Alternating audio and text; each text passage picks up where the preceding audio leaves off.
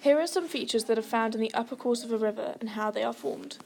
The first one is the steep-sided V-shaped valley, which is formed when material removed by gravity creates steep sides.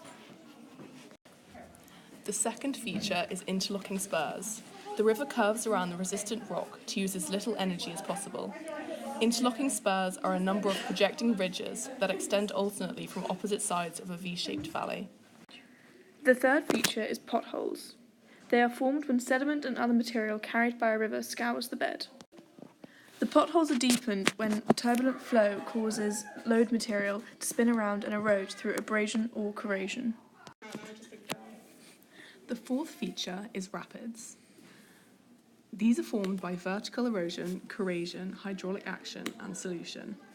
The less resistant rock is worn away quickly, creating different levels that the fast-flowing water tumbles over. This creates swirls, eddies, and turbulent water. The last features of the upper course are waterfalls, gorges, and plunge pools. Waterfalls and gorges are formed when splashback from the waterfall erodes by hydraulic power, causing softer rocks, for example limestone, to be undercut and harder cap rock above, for example windstone, to overhang. The overhang then collapses under gravity.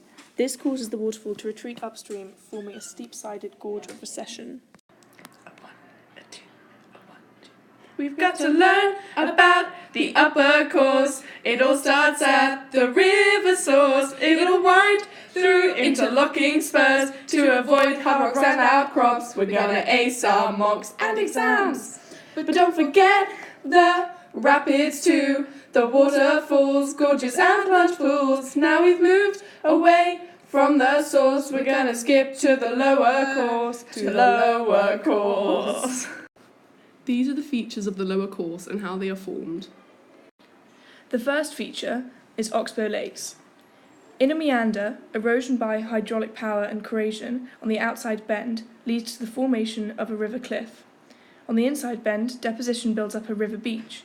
Over time, the erosion on the outside bend causes the width of the meander to narrow. Eventually, the neck is broken through. The river follows a straight path. The old meander is sealed off by deposition to form an oxbow lake.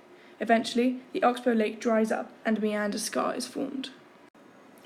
The second feature is a change in the valley shape. The valley becomes wide and U-shaped. The river channel is wide and deep, with gently sloping sides of floodplain, an area vulnerable to water when a river overflows its banks. The third feature is levees. At times of increased discharge or flood, the river does not have the capacity to hold the increased amount of water within its channel, and the river will overflow or break its banks and flow onto the floodplain. When flooding occurs at the lips of the banks of the river, the energy the river has to carry the load reduces quickly. The river then deposits the heaviest material first, creating a levee or raised riverbank. Subsequently, other material can be carried further across the floodplain before being deposited. This is known as alluvium. It is very fertile. The fifth form is deltas. A delta is a depositional landform created when the river is forced to deposit the sediment it is carrying when the fresh water of the high-energy river meets the denser, saltier water and tidal currents from the sea. This forces the river to lose energy and deposit material. A delta is new land. The river can move through the land, splitting up into small streams known as distributaries. The final feature of the lower course of the river is estuaries. An estuary is a body of water when the freshwater river meets the saltwater sea. We've got to learn about the oxbow lakes, the floodplains and levees, and the valley shapes.